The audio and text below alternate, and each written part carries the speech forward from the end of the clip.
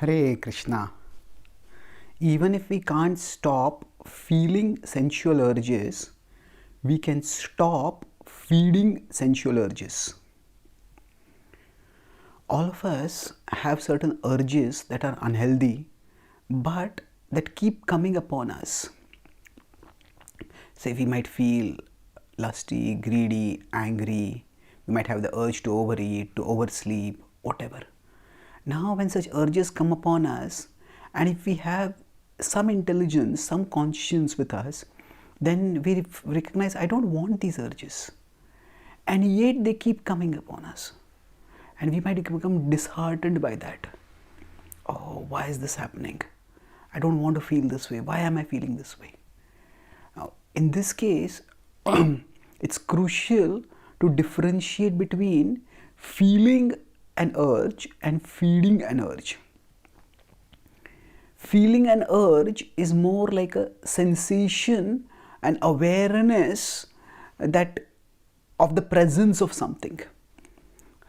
Whereas feeding an urge means action to fan and strengthen and nourish that so that it grows into intentions and actions.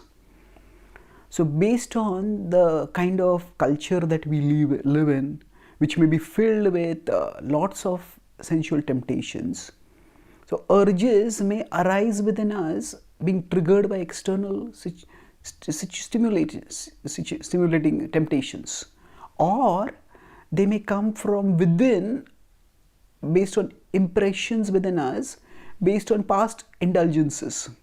But either way,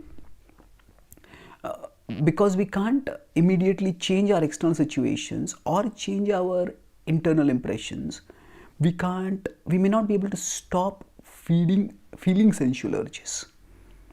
But what we can do is stop feeding them.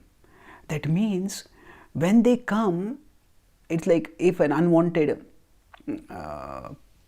animal or something has come, and if we can't stop it from coming, but if we feed it, then if say we live near the forest and some an animal comes over there hungry, and if we feed it, then it will come again and again, it will become stronger and stronger.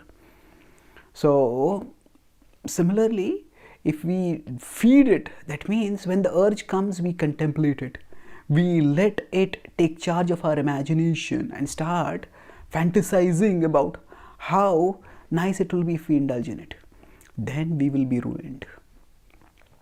So that is something which we can choose not to do by intelligence and intention.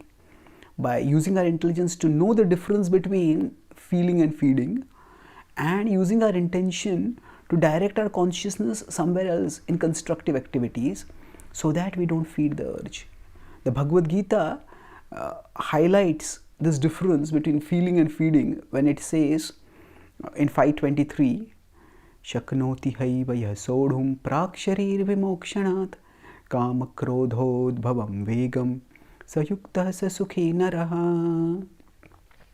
Shaknoti haiva, it says that if it is possible, O Arjuna, for you to resist, to tolerate the urges of desire and anger, kama krodhodbhavam vegam, when they come, if you tolerate them, then sayukta sasukhi naraha, then you will be well situated and you will be happy.